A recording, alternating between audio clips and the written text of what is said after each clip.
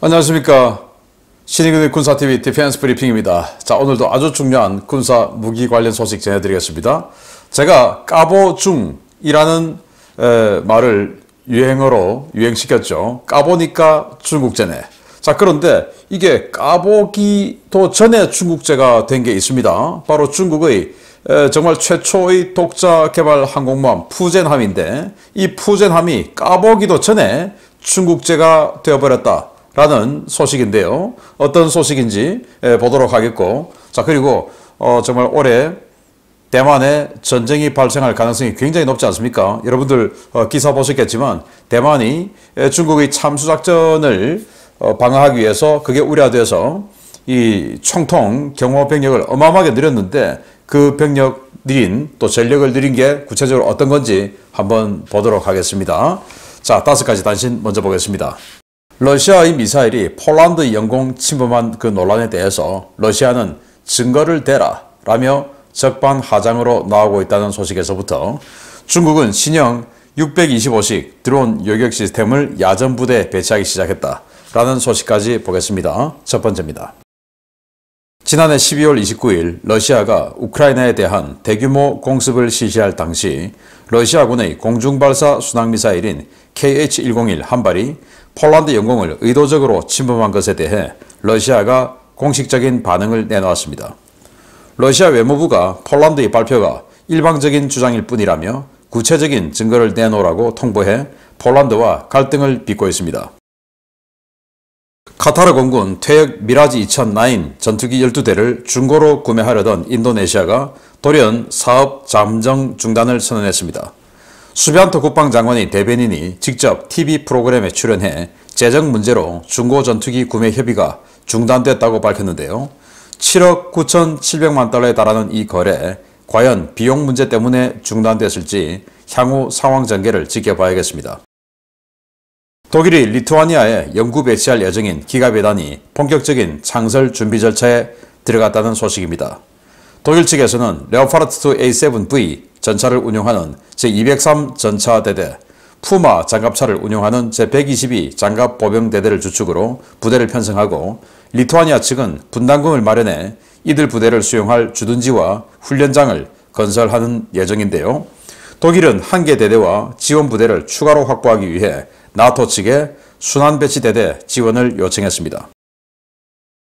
러시아가 개전 초 베르단스크에서 납포한 우크라이나 규르자 M급 고속정 2척을 크림반도 연안 방어 임무에 투입한다고 밝혔습니다. 우크라이나의 자폭 드론에 대응한 요격정으로 쓰겠다는 것인데, 센서 성능이 부족한 이 고속정이 과연 어떤 역할을 할 수 있을지 모르겠습니다. 중국이 드론 방어에 특화된 신형 드론 방어 시스템을 대량 배치한다고 발표했습니다. 8륜 고기동 차량 위에 25mm 육총신 게틀링 기관포와 4기에서 8기의 단거리 지대공 미사일을 얹고 일면 회전식 에이사 레이더, 적외선 센서와 전자광학 센서를 결합한 물건인데, 중국은 이들 차량 3대를 한 개조로 묶어 야전부대 드론 대응용으로 사용할 예정이라고 밝혔습니다. 네, 러시아가 대규모 폭격을 하는 그날 200발 정도의 미사일을 쐈죠. 그때 이 벨라루스 쪽에서 쏘았던 미사일 한 발이 폴란드 영공 40km로 들어왔다가 다시 빠져나가서 우크라이나 쪽으로 나간 그 미사일 한 발이 있었고, 그로 인해서 폴란드가 발칵 뒤집혔었죠. 방공부대 도대체 뭐 했냐? 자, 이런 거 하고, 그래서 폴란드는 외교적으로 러시아에 강력 항의를 했는데, 러시아는 오히려 증거 내놔라.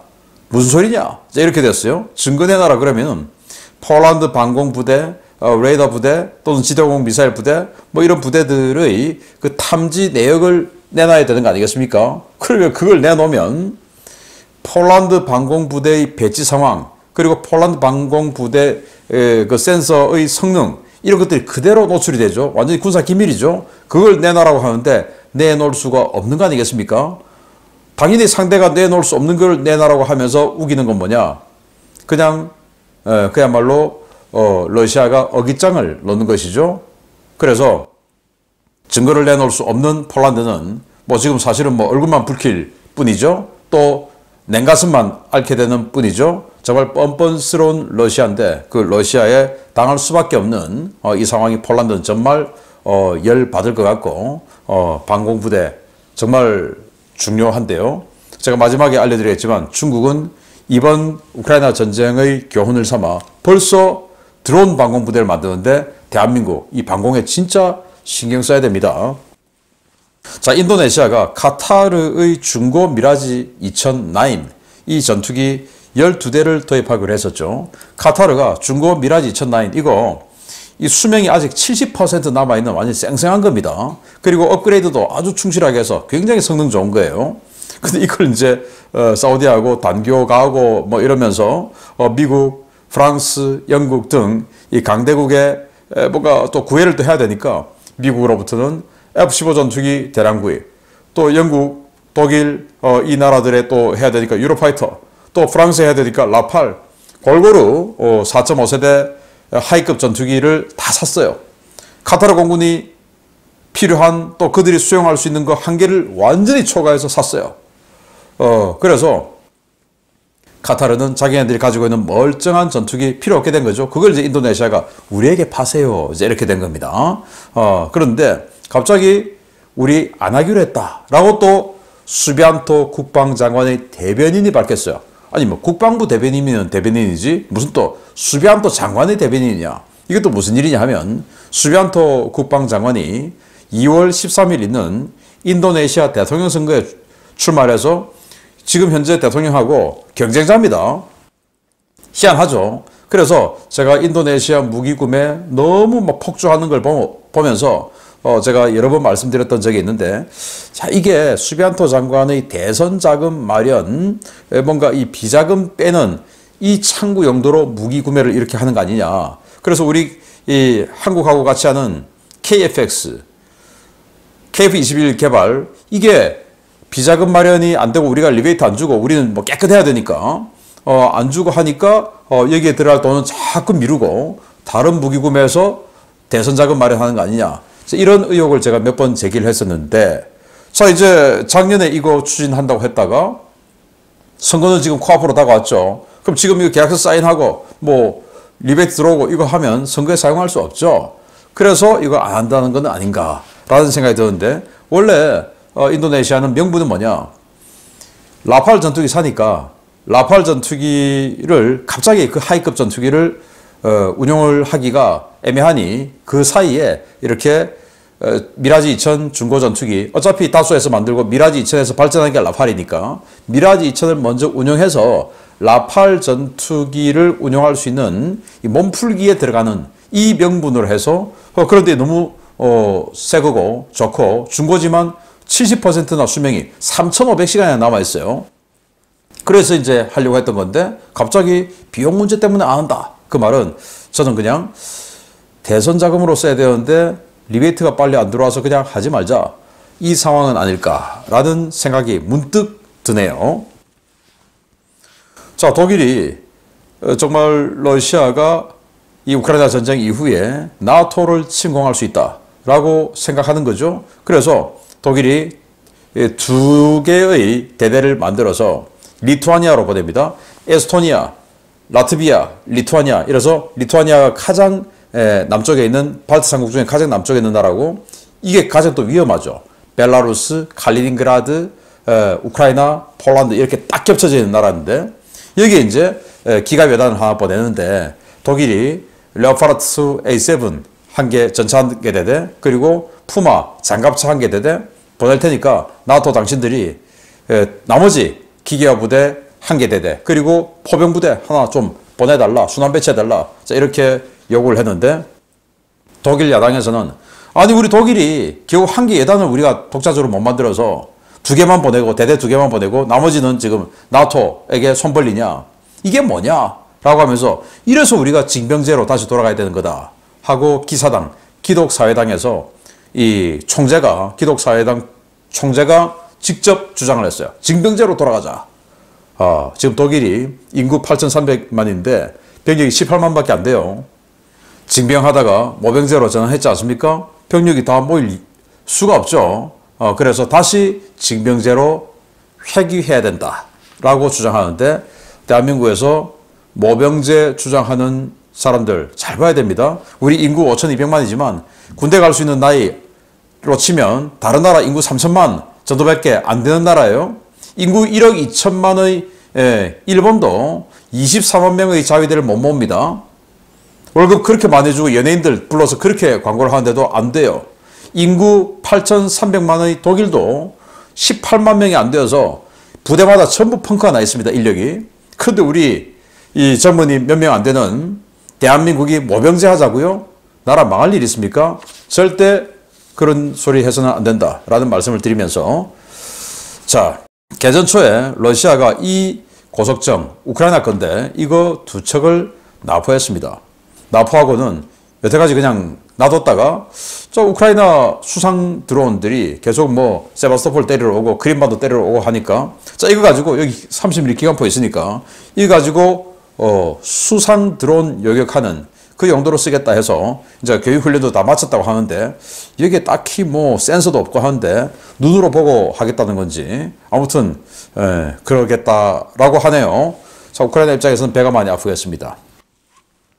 자, 이 장갑차인데요. 8륜 장갑차. 중국이 여기 25mm 6총신짜리 게틀링 기관포, 이거로 이제 드론, 저속 드론 맞추는 거고, 여기 지대공 미사일, 요거 2발씩 해서 4발 들어간 것도 있고, 4발씩 해서 8발 들어간 것도 있고, 자, 이런 식으로 해서 이제 훈련을 하고 있는데요. 정말 발 빠르죠, 중국이. 그리고 여기다가 에이사 레이더, 붙여서 회전식이라서 완전히 실시간 탐지가 안 되는 거죠. 그래서 여기 120도 각도를 탐지를 하니 세대를 한 조로 해서 360도 전방향 탐지하게끔도 만들 수 있고, 아니면 이제 한 대가 회전식으로 해서 조금 천천히 오는 것들은 그렇게 해서 요격할 수도 있고, 뭐 이렇게 지금 주장을 하는데, 자, 이런 식으로 우리도 새로 식별된 정말 최대 위협인 이 드론에 대해서 어떻게 대응할 건가를 발 빠르게 나가야 됩니다. 여기 진짜 발 빠르죠. 그래서 우리는 뭐 지금도 아직도 국지방공 레이더다. 그래서 뭐 군단급 레이더 성능도 안 좋은 거 몇 개 갖다 놓고, 야, 니들 쪽으로 드론 날아갔어, 준비해, 무전 날려주면 아무 레이더도 없는 이 그냥 천호라고 하는 기관포 장착된 이 장갑차가 눈으로 보고 저기 오네, 저기 쏴, 이런 걸 21세기에 만든 대한민국, 그 천호 국지방공 레이더 시스템 주장하고 만든 자들, 또 결제하고 하는 자들, 저는 전부 찾아내서 망신 좀 줘야 된다. 저는 처벌했으면 좋겠는데 법적으로 처벌이 안 되니까 망신이라도 줘야 된다 라는 생각할 정도로 완전 매국노들 아닙니까? 빨리 우리가 중국보다 못해서 해야 되겠냐 라는 생각이 드는데, 정말 드론에 대비한 전력 빨리 우리 만들어야 됩니다. 자, 중요 소식 첫 번째입니다. 다음 주로 다가온 대만 총통 선거에서 현 집권 민주진보당의 재집권이 유력한 가운데, 대만 당국이 중국의 대만 지도부 제거 작전 시도에 대비해 총통 경호부대를 대폭 확충하고 신형 장갑차를 배치한다는 소식입니다. 이를 위해 국내 헌병 조직이 현행 5천여 명에서 1만여 명으로 2배 증강되고 무장도 크게 강화될 예정입니다. 대만 총통부와 국방부가 중국의 대만 지도부 제거 작전에 대비해 헌병 병력을 대폭 확대하기로 결정했으며, 이달부터 각 부대 편제 개편 작업과 무장 강화 프로그램이 시작될 예정이라고 대만 현지 언론들이 보도했습니다.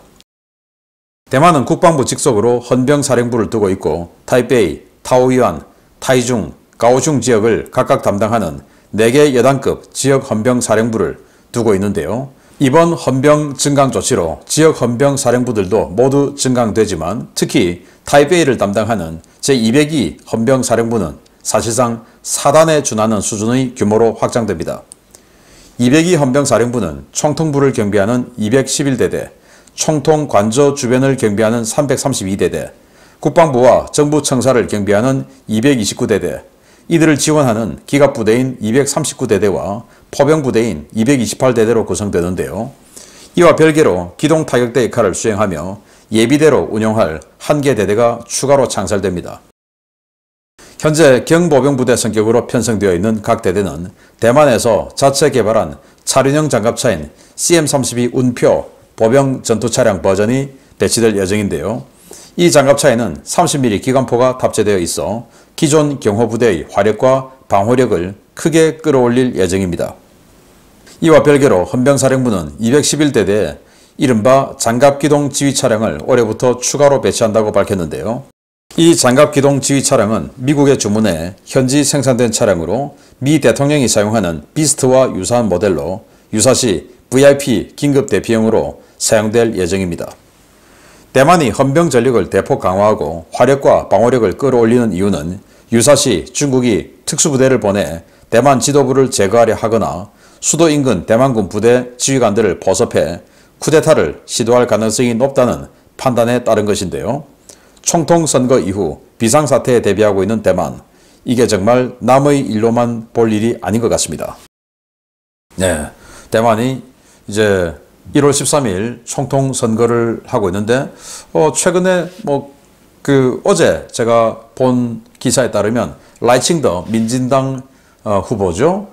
지금 독립을 주장하고 현재 부총통인데 이 라이칭더 후보가 한 34% 되고 그리고 이제 국민당 허우유이 후보가 29% 그리고 이제 떠오르고 있는 카원저 후보가 한 24% 이렇게 3파전이니 이제 기존 여당 후보가 이길 것이다 라는 평가가 많죠. 그런데 기존 여당 후보인 이 라이칭더가 승리를 하면 계속 이제 대만은 중국이 아니다, 이제 독립하자 이런 주장을 하는 것이니 중국이 가만두지 않는다. 즉 중국이 공격하고 전쟁이 벌어진다 라는 거 아니겠습니까? 그리고 전쟁이 벌어질 수도 있고 또 특수부대가 보내서 참수작전을 할 수도 있고 또 중국이 작업을 해서 쿠데타를 일으켜서 제거할 수도 있고 이런 여러 가지 우려가 있는 것이죠. 그래서 이 헌병부대 총통을 지키는 부대를 대폭 강화한다. 지금 있는 이 장비가 40mm 유탄포가 있는 이 CM-32 장갑차예요. 40mm 유탄포 그러면 우리 해병대에 있는 KAV-7 수류양용 장갑차에 40mm 유탄포 있죠.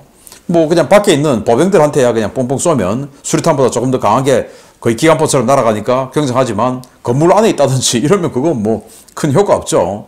그걸 이제 이렇게 30mm 기관포가 장착된 이런 보병 전투 차량 버전으로 업그레이드 한다 라는 거고, 기존에 있는 부대들 다 이런 식으로 업그레이드 하고, 그리고 추가로 또 이 30mm 기관포의 CM-32 IFV로만 구성된 대대를 하나 만들어서 어디든지 증원할 수 있도록 예비대를 만들고 해서 참수작전에 대비한다 라는 건데, 정말 이 대만이 아주 뭔가 마음이 긴박한가 봅니다. 또 김여정이가 또 김정은이가 우리 대한민국을 평정하겠다 라고 할 정도로 지금 계속 날선 협박을 하고 있는데, 우리 대한민국도 남의 일이 아니다. 그래서 우리 군이 어떻고 저떻고 우리 모군이 어떻고 저떻고 이런 소리 하지 말고 정말 대한민국을 지킬 수 있는 국방안보정책 만들기를 바랍니다.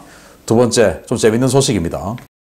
전자기식 사출기 사출 실험을 마치고 시운전을 준비하던 중국 차세대 항공모함 푸젠함이 돌연 시운전 준비를 중단하고 드라이도크로 다시 들어갔다는 소식입니다. 최근 대폭 강화된 보안 조치와 관련이 있어 보이는데 심각한 결함이 의심된다는 주장들이 쏟아지고 있습니다. 중국이 최근 사출기 작동 실험을 마치고 곧 시운전을 실시하려 했던 푸젠 항공모함에 기술적인 문제가 발생했으며 이 문제를 해결하기 위해 드라이도크로 다시 입고됐다고 현지 워싱턴 소식통들이 1월 2일 리포트했습니다. 소식통들은 중국 국가안전부 MSS의 보안 강화 조치 발표가 있었음에도 불구하고 푸젠함이 계류되어 있는 상하이 창신다오 조선소 일대를 촬영해 공개했는데요. 푸젠함은 12월 말 기존 계류 부두에서 사라져 인근 드라이도크로 입고된 것이 확인되고 있습니다. 푸젠함의 드라이도크 입고는 1월 1일 창신다오 조선소를 촬영한 위성 사진으로도 확인됐는데요. 해당 도크에서는 모든 바닷물을 빼고 진수 직전의 상태로 대대적인 정비 작업을 진행하고 있는 것으로 알려졌습니다. 푸젠함이 드라이도크에 다시 입고되면서 현지에서는 다양한 추측들이 쏟아지고 있습니다. 계류된 상태에서 실시된 각종 시험평가에서 심각한 결함이 발견됐다는 주장부터 시운전을 앞두고 선체 외부의 따개비를 제거하기 위해 들어간 것이라는 주장이 맞서며 중국 내 온라인 공간을 뜨겁게 달구고 있습니다. 중국권 워싱턴 소식통들은 일단 진수된 배가 다시 드라이도크에 들어가는 경우는 극히 드문 일이라며 푸젠함의 동력 개통에서 문제가 발생됐을 가능성에 무게를 싣고 있는데요. 중국이 최근 왜 갑자기 푸젠함 이야기를 하면서 보안 강화 조치를 취했는지 조금은 이해가 가는 것 같습니다. 네, 자 푸젠함, 이건 이제 상하이 창싱다오 조선소에 작업하고 있는 푸젠함을 이 상하이 공항에 착륙하러 가던 여객기에 탑승한 승객들이 계속 찍어 올리는 겁니다. 자, 이거는 이제 예전에 찍었던 사진이에요. 그런데 최근에 사출 실험하는 사진, 또 이 뒷부분에 스텔스 함재기 목업 갖다 얹어 놓은 사진, 이런 것들이 공개되면서 중국 국가안전부가 사진 찍어 올리는 자들 징역 1년 이상 처벌하겠다, 이렇게 밝혔죠. 그런데 그럼에도 불구하고 또 찍어 올렸어요. 자, 찍어 올렸는데, 자, 이건 처벌해야 되나 말아야 되냐? 왜? 군함이 없어요. 아무것도 없어요. 여기 근데 푸젠함이 있던 장소인데 푸젠함이 없어요. 그래서 이거 도대체 어디 갔나? 자, 이 사진은 12월 31일 날 올라왔습니다. 그래서 1월 1일 새로 업데이트된 위성 사진을 분석을 해보니 푸젠함이 드라이도크에 올라가 있어요. 이렇게 밖에 있어야 되는데, 그래서 지금 이제 시운전에 들어가야 되는데 시운전 안 하고 드라이도크에 들어갔어요. 그래서 푸젠함이 시운전하기 전에 엔진도 돌려보고, 왜냐 그 증기 터빈에서 나오는 이 배기가스가 식별되기도 했었죠. 그래서 엔진 돌려봤다는 게 다 이제 지금 주지의 사실인데, 엔진 돌려보고 했으면 이제 시운전 나가야 되는데 갑자기 도크로 들어왔습니다. 위성 사진으로 이제 완전 쌩쌩한 최신 사진이죠. 1월 1일이니까. 그래서 야, 차가 저기 왜 가 있냐? 그래서 이 중국 뽕에 빠져 있는 이 중국 밀리터리 마니아들은, 아니 시운전 하려면 깨끗하게 해야지. 그래서 이 바닥에 붙어있는 따개비 이거 제거하려고 드라이도크 걸린 거야. 저는 생전 처음 들었습니다, 그런 이야기. 그래서 정상적인 사고를 가진 또 중국인들은 야, 그게 말이 되냐. 그래서 이거 그냥 시운전 해보니, 엔진 시험 가동 해보니 동력 개통에 심각한 결함이 발견된 거 아니냐. 동력 개통이면 엔진부터 시작해서 이 샤프트 해서 뒤에 스크루까지 굉장히 많은 부분이 동력 개통 아닙니까? 그래서 그거 수리하러 들어갔다. 자, 이러면 이 푸젠함 2025년에 해군에 인도되기로 했는데 지금 드라이도크 올려버렸으면 그것도 물 건너 가게 되었다. 그래서 해군에 인도되어서 전력화되면 그때서야 까보니까 중국제, 까보 중인데, 이거는 지금 현재는 아직 까보기 전이죠. 까보기도 전에 중국제가 지금 되어오고 있는 푸젠함. 어마어마하게 덩치를 키우면서도 랴오닝함에 있는 그 1960년, 70년대의 증기 보일러식 엔진을 그대로 장착하고도 정말 과감하게 전기식 사출기를 장착한 이 황당한 푸젠함. 원래 안 까봐도 중국제 결판 나 있었던 건데, 역시나 지금 시운전을 앞두고 드라이도크에 올려버린 상황. 재밌습니다. 기분 좋습니다. 마치겠습니다. 감사합니다.